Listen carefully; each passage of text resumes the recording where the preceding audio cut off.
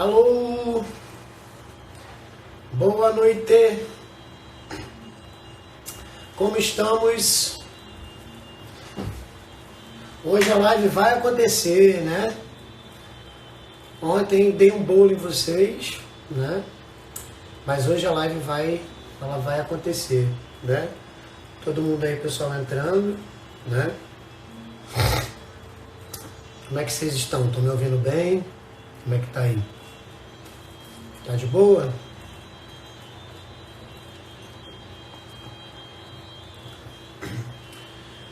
E aí, gente, como é que está? Como é que foi de sexta-feira? Sexta-feirazinha de sol, né? De boa? Tá ótimo? Beleza.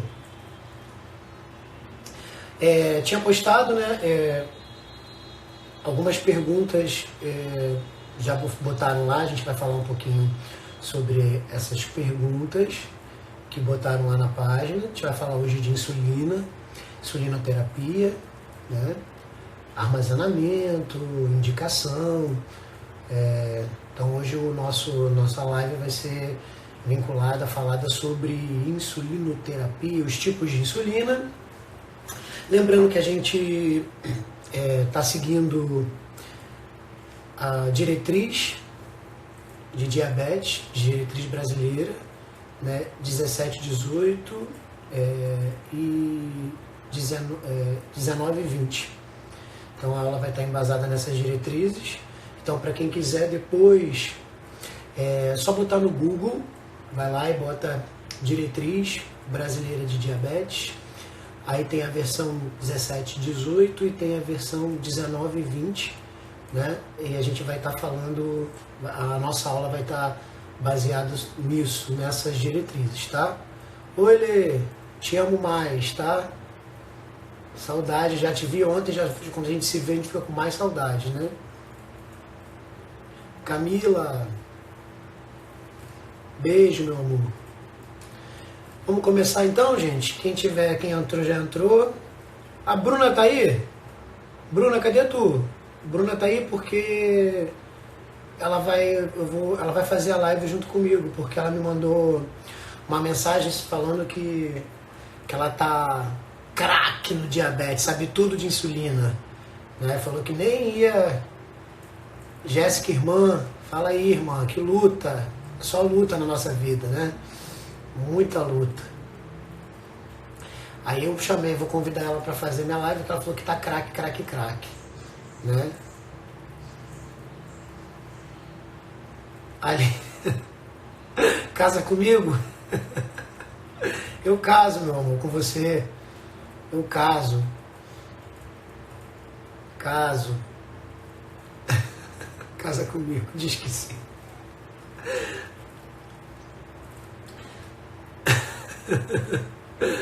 Boba, né? Então vamos lá, gente. Vamos dar início hoje, a gente vai falar de insulinoterapia, né? Vai falar dos tipos de insulina, principais dúvidas que eu vejo vocês me perguntarem, né? As dúvidas que chegam até mim, eu vou tentar destacar, né? Vamos seguir um roteirozinho, né? Que seria... Ih, Silva começou a live também? Olha... Começou a live junto comigo, cara. Deixa ele só. Agora a gente já começou, né? A gente vai falar de insulinoterapia, né? Vamos seguir um roteirozinho que a gente vai falar rapidinho de DM. O assunto hoje, o nosso foco não é diabetes, mas a gente vai falar rapidamente só pra gente lembrar. Vai falar sobre a ação da insulina, né? Esse hormônio, né? Então, já iniciando a nossa live, o que eu queria falar? Diabetes, né? Doença metabólica, né? E aí a gente tem que aumentar um pouco a nossa mente, né? Porque a gente sempre fica falando que o diabetes tem problemas na produção de insulina, né? E não é bem assim, né? Nós temos vários tipos, várias classificações, né? Mas então é uma doença metabólica, né? Que vai alterar o metabolismo de carboidratos, proteínas e lipídios. Por que eu gosto sempre de botar isso aqui? Porque vem uma questão de prova falando que um verdadeiro ou falso, que o diabetes, doença metabólica de carboidratos proteínas e lipídios, e aí o pessoal botou falso, porque achava que era só de carboidrato, que achava que era só de açúcar. Não, diabetes é uma doença, né, multifatorial. O que seria multifatorial?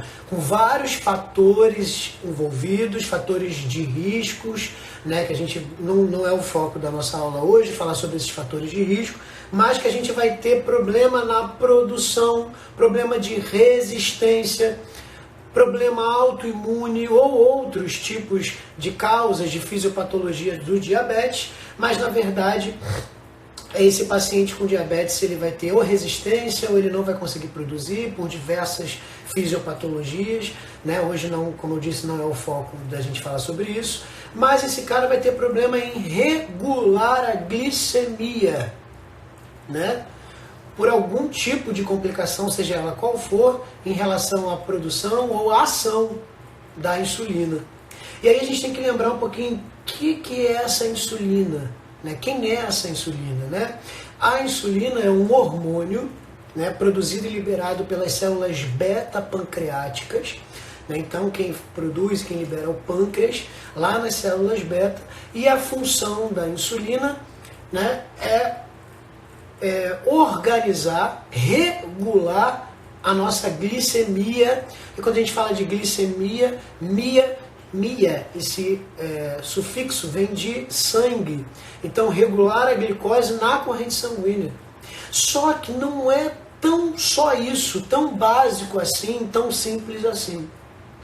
Quando a gente fala que a insulina ela regula a glicemia, a glicose, a gente tem que pensar muito mais do que somente em valores. Como assim pensar muito mais do que somente em valores? Né? Então, na verdade, a função da insulina não é só colocar a glicemia dentro de um valor padrão. Né? Como que ela regula? Isso a gente tem que pensar. Como que a insulina regula essa glicemia? E é esse ponto que eu quero falar para vocês agora. Né? A insulina ela vai ter uma ação hipoglicemiante. É um hormônio que gera hipoglicemia. Por que ele gera hipoglicemia? Quando a gente libera a insulina, ou quando a gente administra a insulina em um determinado indivíduo ou paciente, essa insulina ela vai favorecer a entrada de glicose da corrente sanguínea para o interior das células. Tá parando? Ah, calma aí, gente.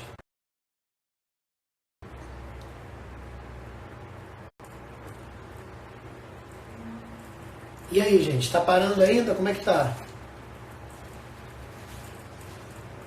Melhorou? Estão ouvindo bem? Dá um ok aí pra mim.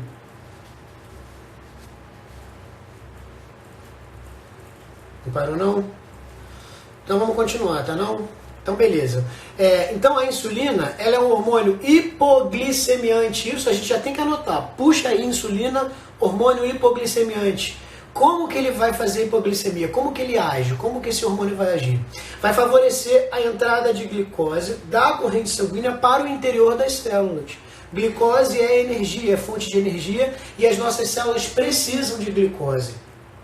Então essa insulina pega aquela glicose que está na corrente sanguínea e coloca no interior da célula. Ou seja, tirou da corrente sanguínea, já está começando a diminuir a glicemia, já está começando a reduzir a quantidade de glicose na corrente sanguínea.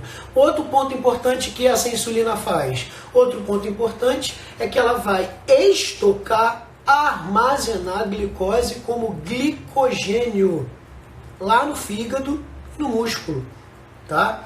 Então é como se fosse a nossa reserva energética, que a gente chama isso de glicogênio. Então o glicogênio é uma grande molécula de glicose e quem faz, né, quem participa desse estoque, desse armazenamento de glicose como glicogênio no fígado e no músculo é a insulina. Mas entendam que esse estoque significa tirar da corrente sanguínea e estocar no fígado. E além disso, se a gente tiver ainda glicose em excesso, né, essa insulina tira do sangue e armazena em forma de gordura no tecido adiposo. Então eu falei 3 coisas que ela faz tirando a glicose da corrente sanguínea. Tira da corrente sanguínea, coloca dentro da célula. Tira da corrente sanguínea, estoca e armazena como glicogênio. Tira da corrente sanguínea e armazena como tecido adiposo, né, como gordura. Então ela retira essa glicose da corrente sanguínea. Tá? Então é um hormônio que tem uma ação hipoglicemiante. Isso acontece, né, fazendo essa conexão entre a ação da insulina com o diabetes. O diabetes, esse cara, ou ele vai ter baixa produção ou ausência desse hormônio, ou ele vai ter problema na ação, como se ele tivesse insulina, ele tem insulina, só que a insulina não consegue fazer o seu trabalho, que é justamente esse, regular a glicemia. Mas o que eu tenho que lembrar? Regula a glicemia colocando glicose dentro da célula, e isso é fundamental para o funcionamento celular. Colocando glicose armazenada como glicogênio no fígado, isso mantém a gente, permite a gente ter um estoque, né, e permite a gente ficar algumas horas sem se alimentar. Então a insulina é um hormônio fundamental para a nossa sobrevivência.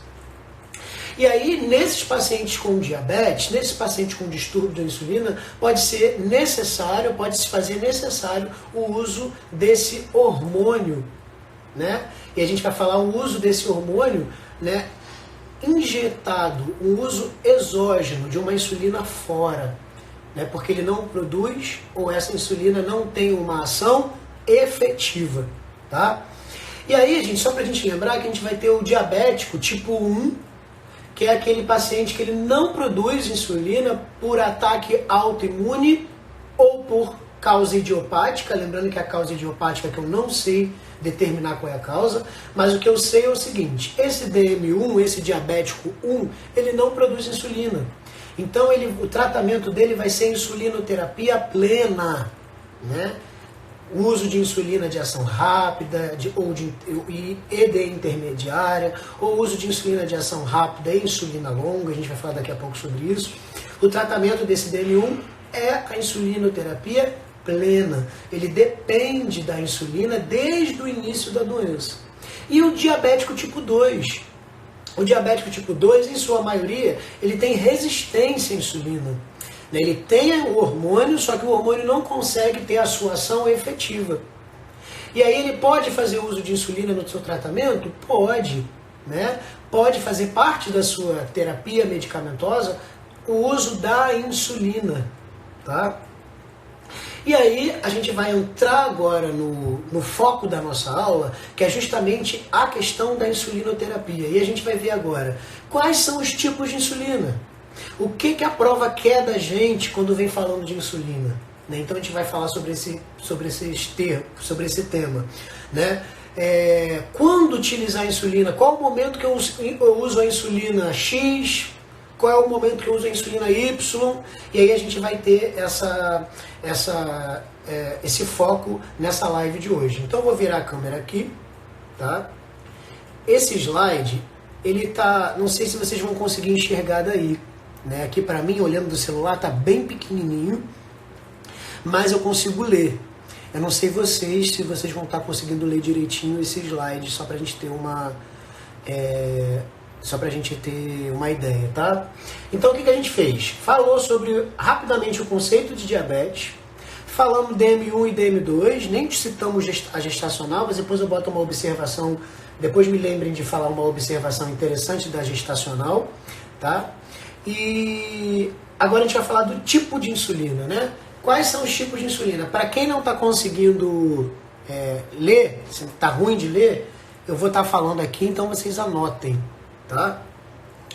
Quais são os tipos de insulina, gente?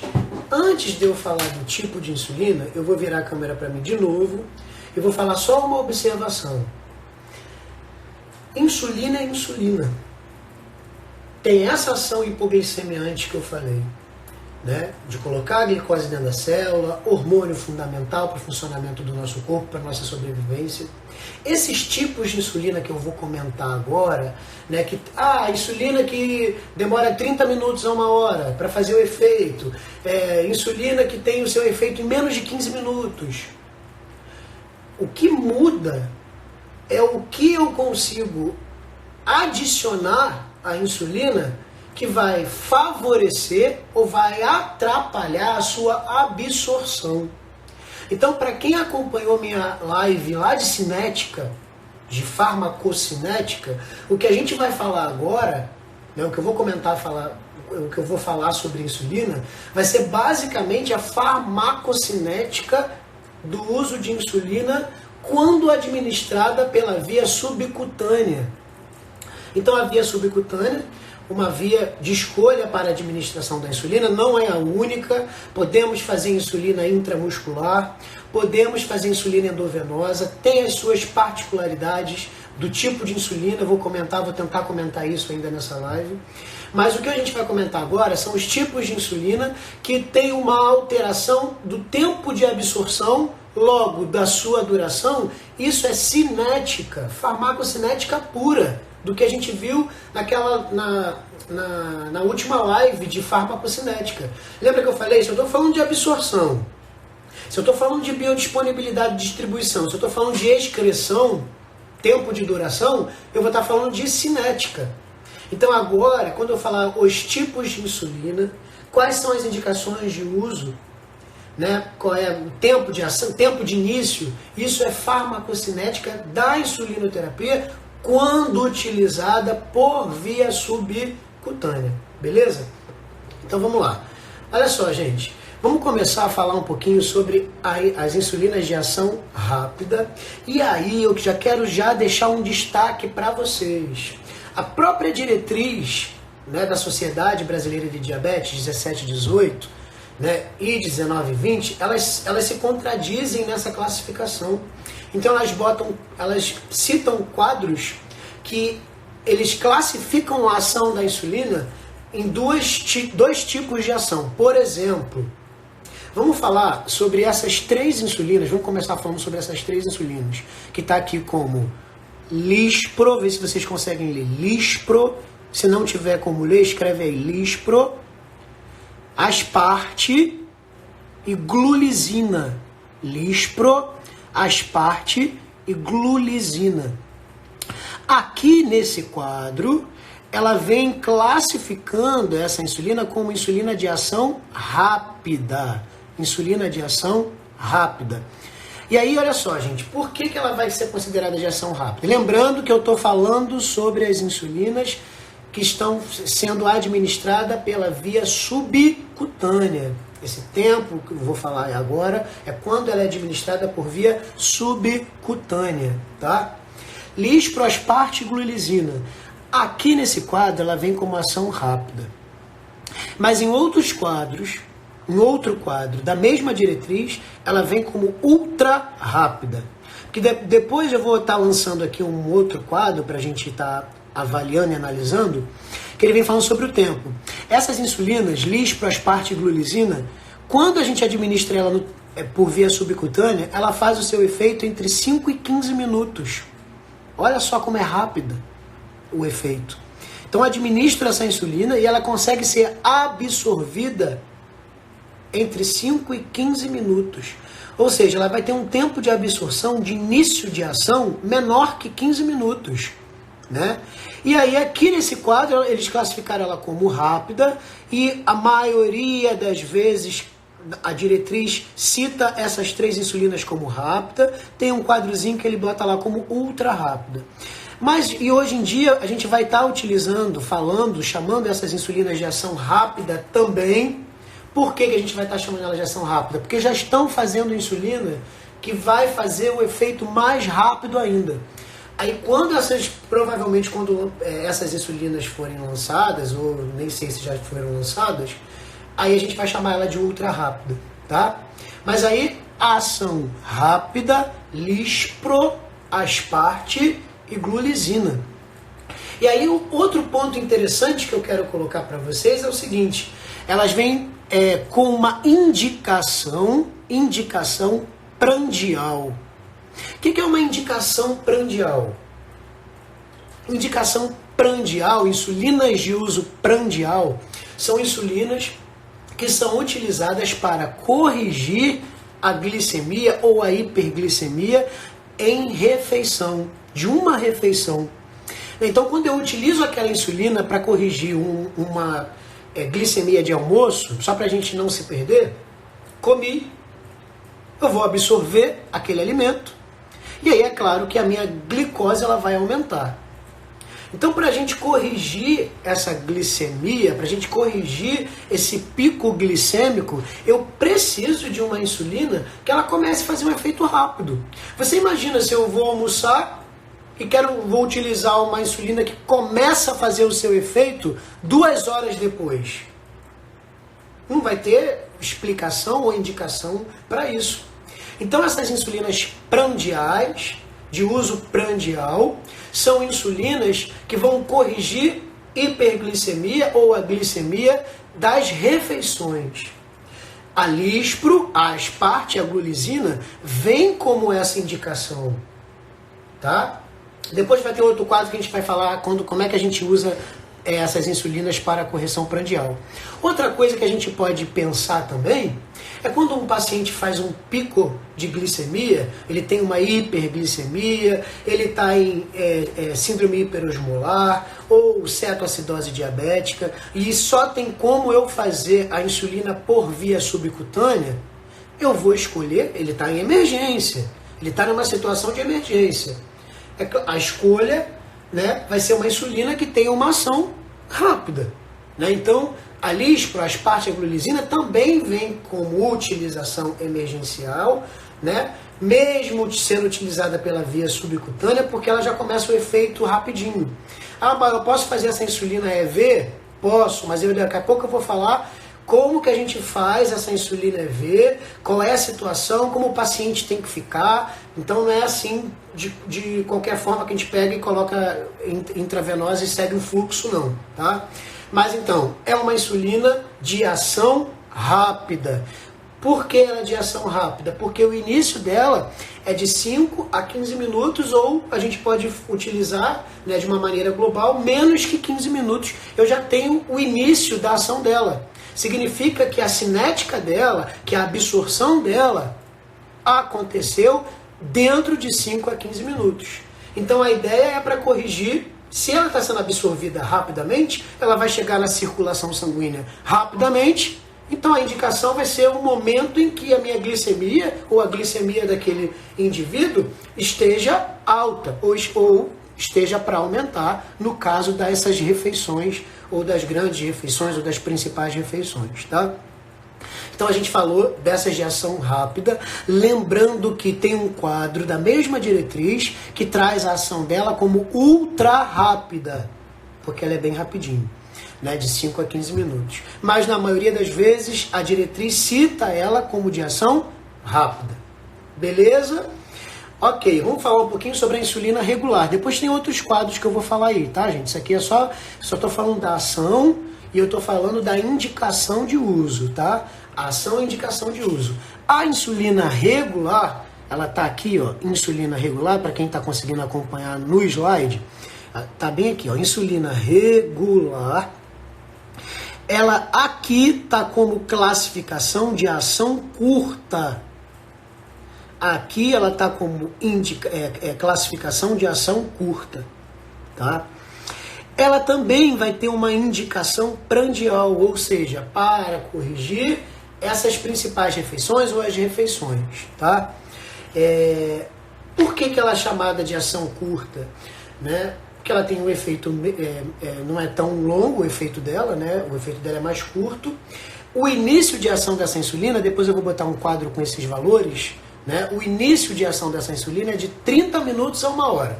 Então, apliquei a insulina regular por via subcutânea, ela começa seu início de ação 30 minutos a 1 hora. Começa a chegar a corrente sanguínea. Então, é muito comum cair em questão de prova, né? Essa insulina regular. Quanto tempo antes que a gente vai administrar ela da refeição? 30 minutos antes das refeições. Ou da indicação dela. 30 minutos antes, por exemplo, do almoço, pode ser o caso. Por que esse 30 minutos antes? Porque lá na cinética dela, lá na absorção dela, ela demora a ser absorvida nesse período de 30 minutos a 1 hora. Tá? Então a gente indica a utilização dela prandial para corrigir glicemia dessas principais refeições e a gente vai utilizar ela 30 minutos antes dessas refeições. Tá? Essa insulina regular. Aqui, só para eu acrescentar, está como ação curta. Temos que lembrar que tem um quadrinho nesse mesmo quadro que traz a lispro como ultra rápida, traz a regular como rápida. Esse mesmo quadrinho que traz a lispro como ultra rápida, traz a regular como rápida.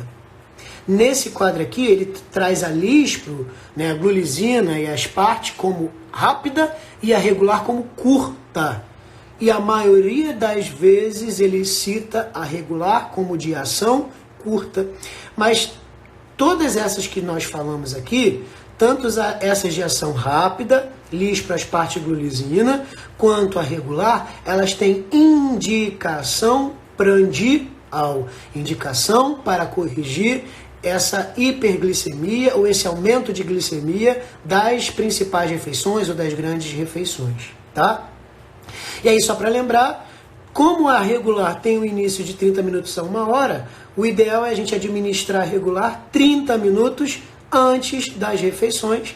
Essas aqui, gente, só para a gente ter uma ideia, como o efeito dela é muito rápido, de 5 minutos a 15 minutos, a gente pode administrar imediatamente antes ou imediatamente após as refeições, tá?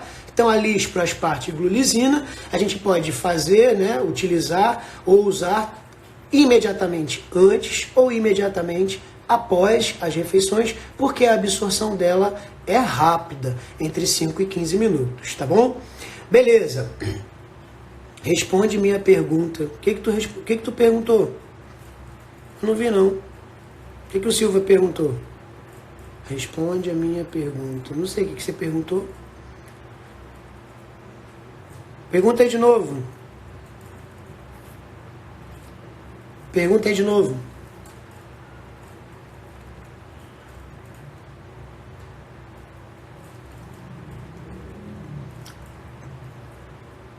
Pergunta aí, Silva, que eu não vi, não. A Lore se intrometendo, né? Deixa eu voltar aqui para me concentrar, que o Silva já tá...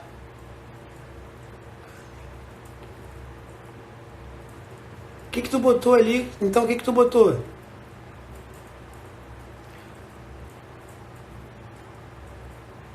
Bom, eu não vi. Tô puxando aqui, puxando, eu não vejo mais você, não. Deixa eu concentrar que essa minha live vai lá pro YouTube. Vocês estão atrapalhando aí a minha live, tá? Voltando aqui. Então, vamos falar agora sobre essa insulina de ação intermediária. Explica tudo de novo? Negativo. Explicar nada de novo. Vai estar lá depois, vai ficar 24 horas a live e depois ela vai lá pro YouTube também, lá no meu canal lá do YouTube, tá? Então, olha só, gente, vamos falar da NPH. Insulina NPH, uma insulina humana, a regular também é humana, e essas aqui são análogos, tá? Insulina regular humana, NPH humana e a lispro, as partes glulisina são análogos, tá? Essa insulina NPH, ela tem ação intermediária, tá? E aí, olha só, a indicação dela, gente, a indicação dela é basal. Olha que a gente falou das outras, que era indicação prandial. Essa indicação dela é basal. O que significa uma indicação basal? Seria, né, você manter a glicemia ou corrigir a glicemia no jejum, no período que a gente faz o jejum, no período que a gente está de jejum. A insulina de ação intermediária, ela vai ter uma absorção, né, um pouco mais lenta, né? E aí ela vai ter uma absorção um pouco mais lenta e ela vai ter uma duração maior. A gente vai falar daqui a pouco os tempos ali, mas a indicação dela é basal, beleza? E aí eu vou falar aqui, ó, mais aqui embaixo, a gente tem a ação longa, que tem a glardina, para quem não está conseguindo ler, a ação longa, a glardina, e a ação ultra longa, né, a gente tem... O que você botou aí, Silva? Deglutadeca tá aqui, ó. Ação ultra longa, deglutadeca. Tá bom pra tu? Tá aqui no quadrinho, ó. Você aqui não tá conseguindo ver. E aí ela tá como uma ação ultra longa, a gente vai falar desses picos de ações. Então olha pra cá, gente. Só pra gente, depois que eu falar o pico de ação, o tempo de ação, o pico e duração, então o que a gente viu? Insulina, né? A via, né, mais usada, mais usual é a via subcutânea. E aí eu posso acrescentar a essa insulina substâncias que podem atrapalhar a sua absorção ou acelerar a sua absorção. Essa substância, a protamina, né, que atrapalha a absorção, ela é colocada propositalmente. Por que ela é colocada propositalmente? Porque eu quero que essa insulina ela demore a ser absorvida para ela ter uma duração maior. Então, eu posso mudar a cinética de acordo com a necessidade do paciente. Então, a ideia de você falar de NPH ou regular, a gente tem que entender que ambos são insulinas. Só que lá na NPH, além da insulina, a gente acrescentou um veículo chamado protamina, que retarda a sua absorção no tecido subcutâneo, então ela demora mais tempo para chegar na corrente sanguínea e vai ter uma duração maior. Então essa insulina ela vai ser de escolha basal, para corrigir a glicemia durante algumas horas, inclusive o momento em que esse paciente ele está em jejum. Já, por exemplo, a insulina regular, por ela ter uma ação curta ou às vezes ação rápida, dependendo do momento em que a diretriz cita ela vai ter uma absorção mais rápida, porque não tem veículos que atrapalham a sua absorção. Então, é porque eu quero que ela tenha essa absorção mais rápida, justamente para corrigir glicemias de grandes refeições, tá? Então, essa ideia, né? Qual é a melhor insulina? Não tem, vocês me perguntam muito. Qual é a melhor insulina? Não tem a melhor insulina. Na verdade, tem qual é a indicação? Para que eu quero usar aquela insulina? É para um caso emergencial? É para corrigir uma grande refeição? É para manter níveis basais? E aí, dependendo disso, a gente tem a escolha da melhor insulina, dependendo da cinética, né, que a insulina e os veículos que estão a insulina, elas apresentam, tá? E aí, olha só. Dando continuidade aqui, o que a gente vai falar um pouquinho? Sobre início de ação, pico e duração, tá?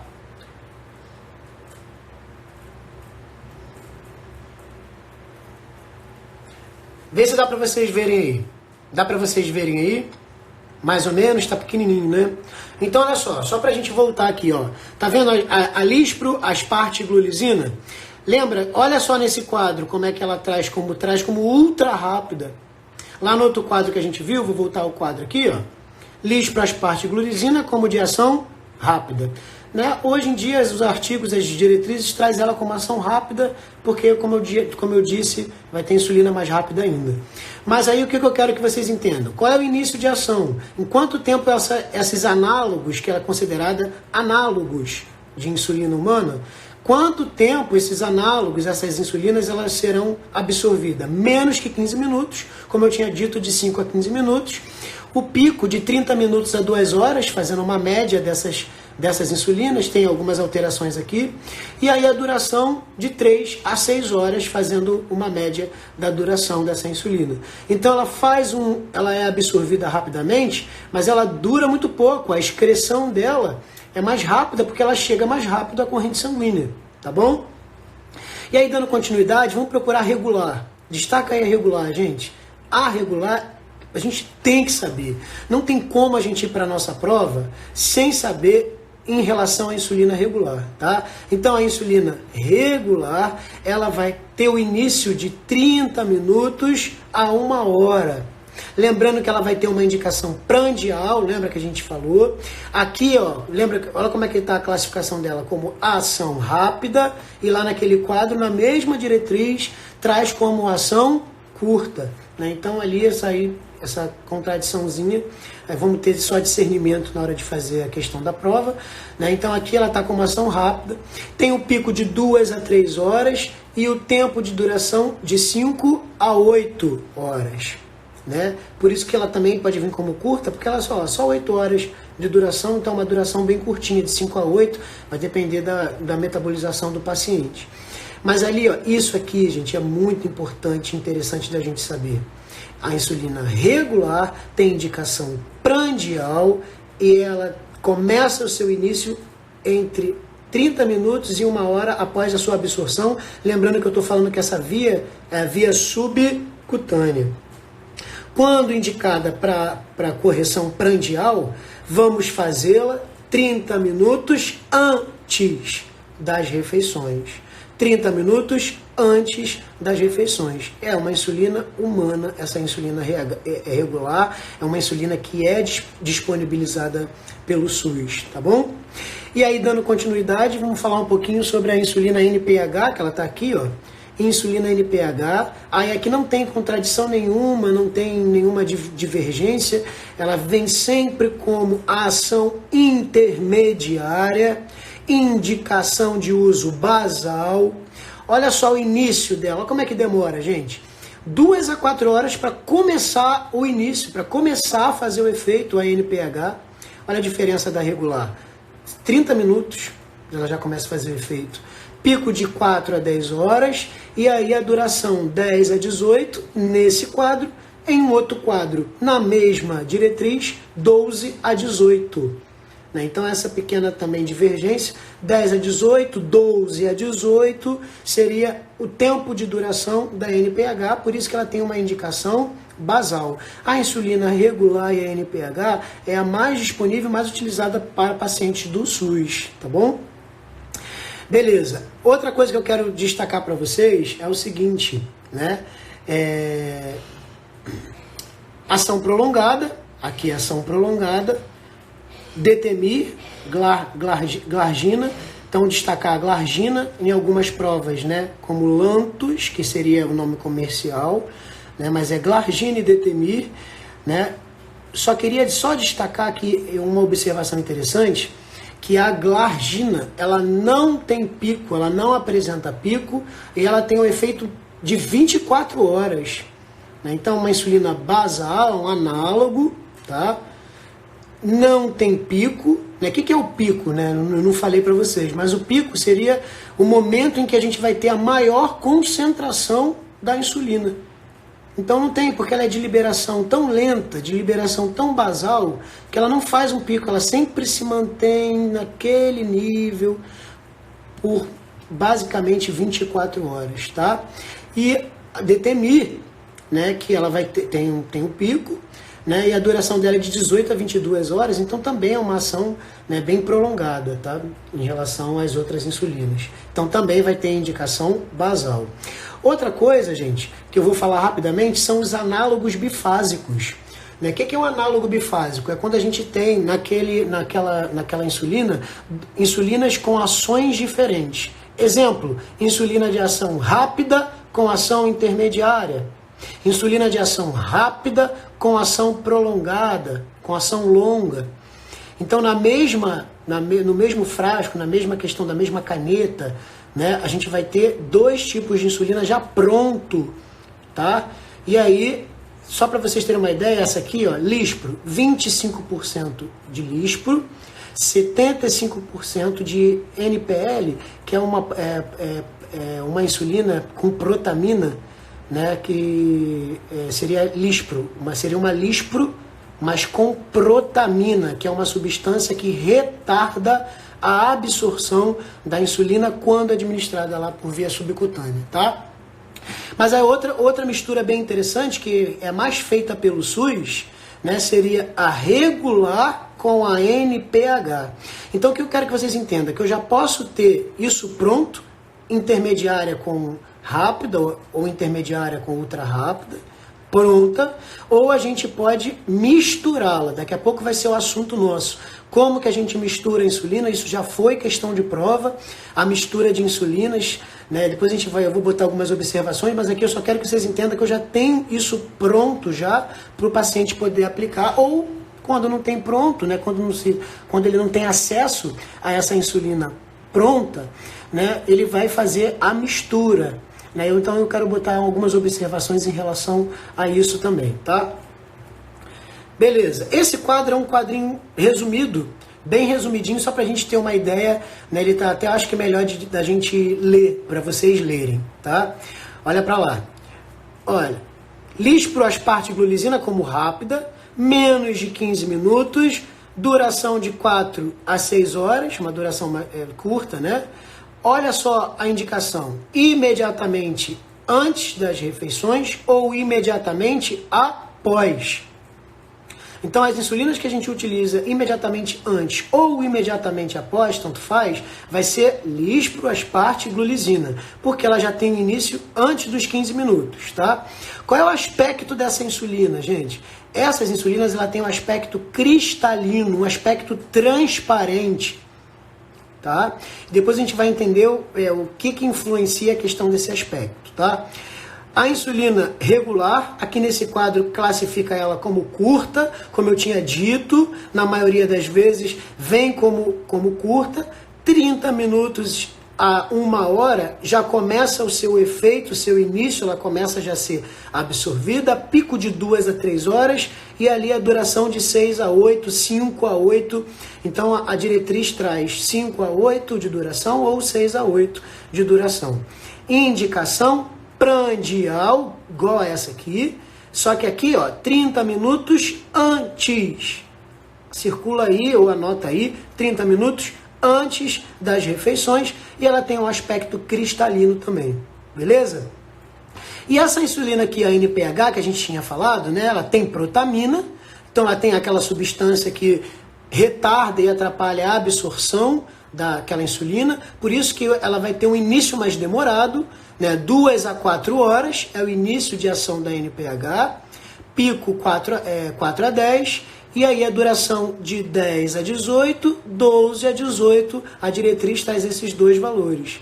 Né, e aí ele vem trazendo ali a utilização, né, de 1 ou 3 vezes ao dia, né? E aí tem que ajustar a dose, enfim. Só que o que eu quero destacar, aspecto da insulina NPH. Aspecto da insulina NPH. É uma insulina leitosa, turva, não é cristalina. Por isso que ela precisa ser homogeneizada. Né? Não é sacudir o frasco para não criar bolhas, não é interessante. Né? A gente vai homogeneizar cerca de 10 a 20 vezes, ou passando assim pela mão, 10 a 20 vezes, sem balançar, né?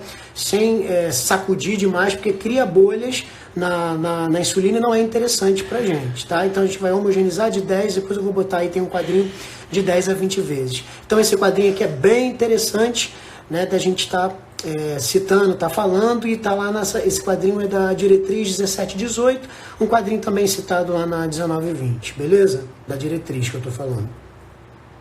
E aí, gente, um outro ponto bem interessante, é um assunto longo, né? A gente sempre acha que vai dar para falar tudo e já está quase fechando aí o horário da live, vai ser a conservação da insulina. Como que a gente conserva a insulina? Quais são as indicações de conservação da insulina? Primeiro, o que a gente tem que lembrar? Tem que abrir um pouco a mente, a gente sempre pensa no paciente hospitalizado. E esse cara insulino-dependente, ou esse paciente que faz uso de insulina, não necessariamente ele está hospitalizado ou está dentro do hospital, um paciente que está na sua vida diária, ele trabalha, ele passeia, ele vai à praia, e aí ele está sempre tendo que transportar essa insulina. Então algumas conservações da insulina, alguns pontos importantes de conservação de insulina, vem fazendo referência para esses indivíduos. Por quê? Porque é a conduta nossa, né, indicar ao paciente, né, é conduta nossa a gente orientar o paciente quanto à conservação dessa insulina. Aí eu vou voltar aqui a câmera para a gente poder acompanhar. Primeira coisa que eu quero destacar, gente, a gente vai ter a insulina lacrada, que vai ser as insulinas de reserva, vai depender quanto de insulina aquele paciente pegou lá no posto, quanto ele comprou, enfim. Eu tenho a insulina lacrada, né? E eu tenho a insulina em uso.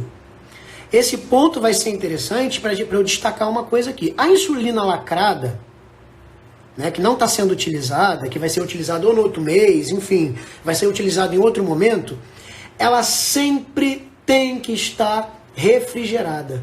Então olha para cá. A insulina reserva, a lacrada, que a gente não está utilizando, que o paciente não está utilizando naquele momento, sempre tem que estar refrigerada. Não existe o caso dela não estar refrigerada. Qual é a temperatura indicada aí para... Qual é a temperatura indicada pela nossa diretriz? 2 a 8 graus Celsius. Ufa, temperatura de vacina, então não tem o que a gente ficar ali inventando. Refrigeração de 2 a 8 graus Celsius. Não é interessante ser uma refrigeração menor que 2, porque menor que 2 está muito próximo de 0 essa temperatura, e aí tem risco de congelamento. Então põe uma observação aí para mim muito interessante, que está vindo muito em questão de prova.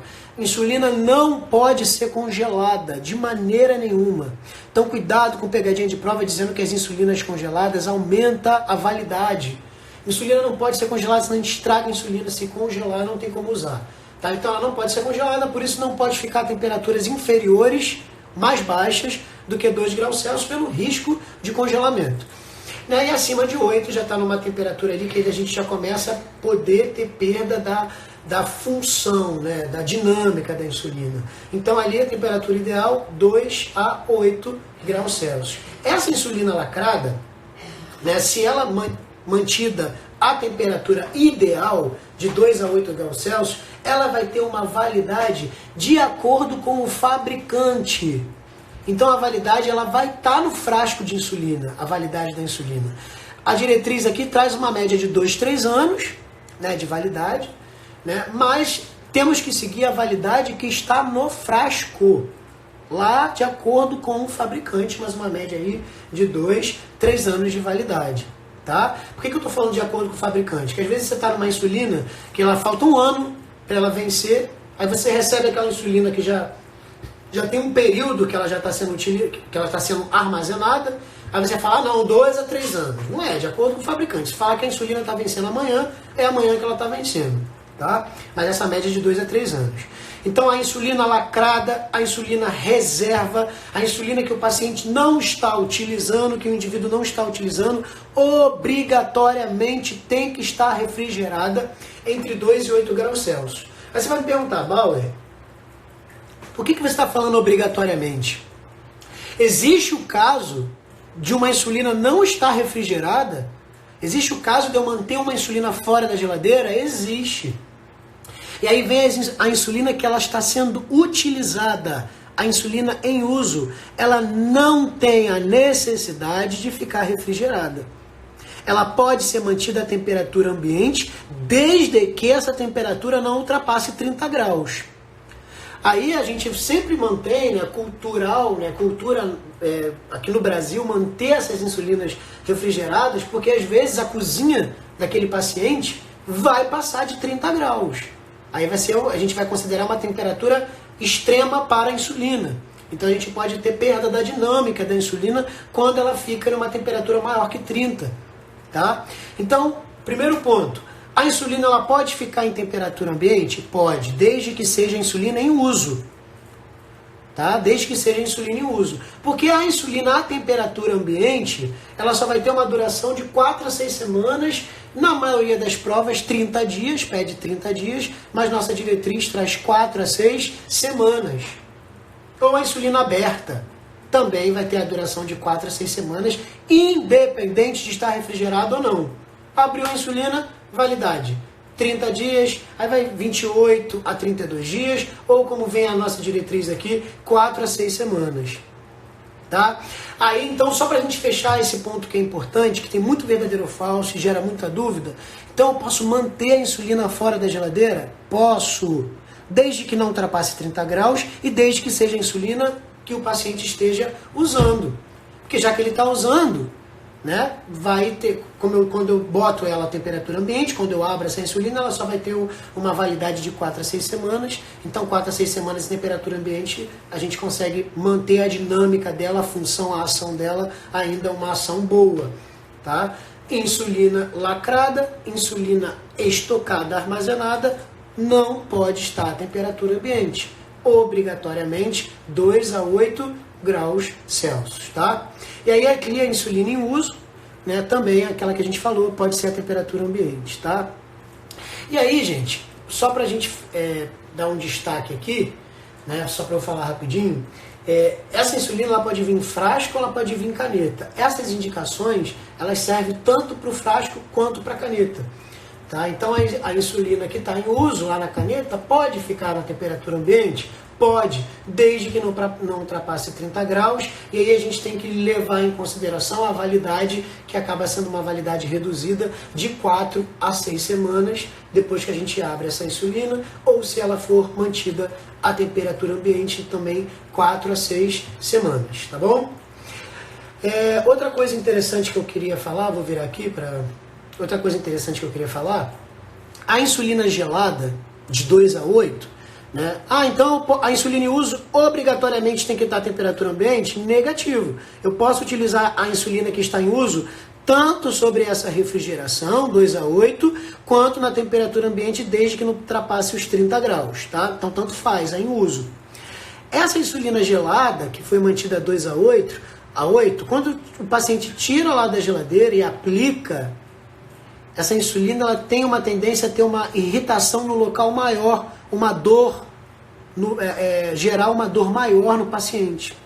A insulina em temperatura ambiente, ela não traz tanta dor na aplicação, nem irritação do local.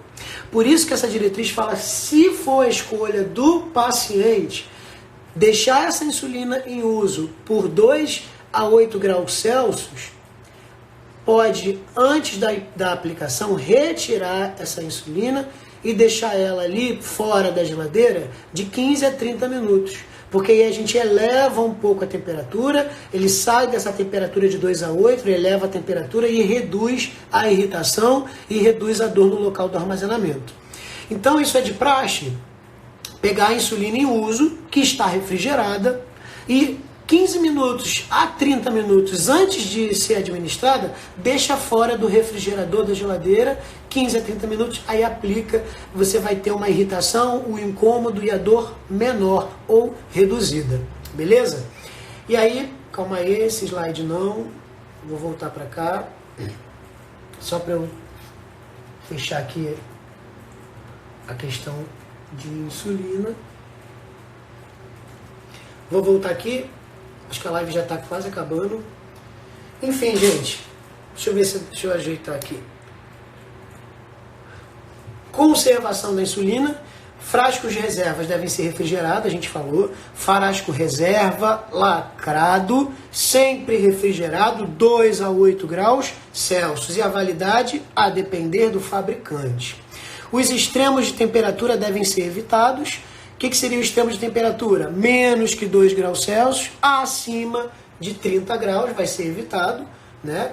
Não deve ser mantida exposta à luz solar direta, né? Então o paciente deixar na pia, paciente diabético que faz uso de insulina, deixa na pia e o sol entra na janela pegando ali na insulina, né? Isso aí você pode mudar o aspecto da insulina, você estragar a insulina, tá? Seu armazenamento na geladeira deve evitar locais como porta.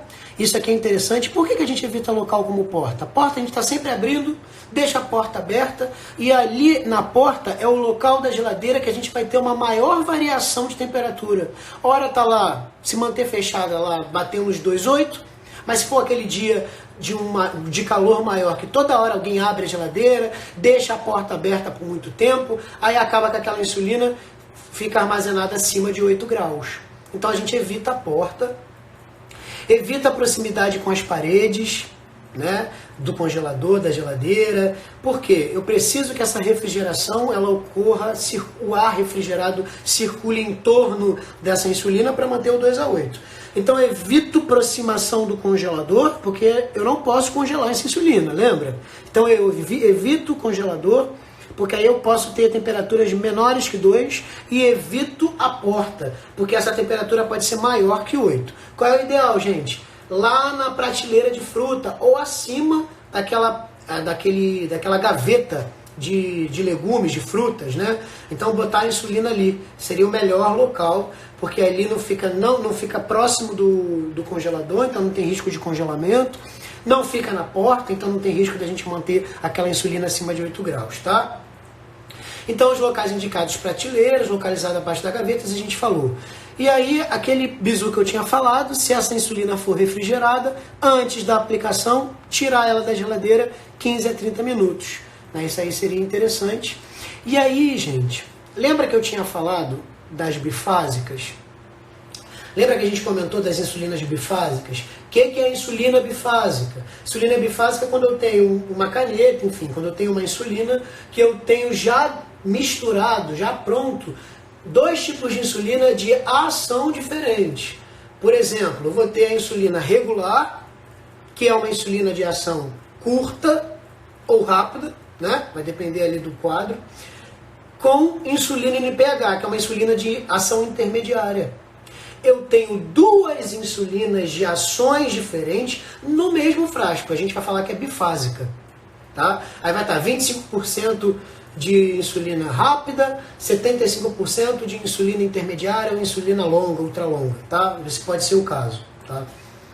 E aí o paciente administra aquela insulina, ele vai estar recebendo em uma única aplicação dois tipos de insulina. Só que o SUS, na maioria das vezes, né, eu não vi ainda o SUS oferecer as insulinas bifásicas, né, as insulinas prontas. E aí o paciente ele vai receber o frasco de regular e ele vai receber o frasco de NPH. Ou seja, a insulina de ação curta, que faz o efeito de 30 minutos a 1 hora, e a insulina de ação intermediária, que demora ali pelo menos 2 horas para começar a fazer o efeito, que é a NPH, que é uma ação intermediária.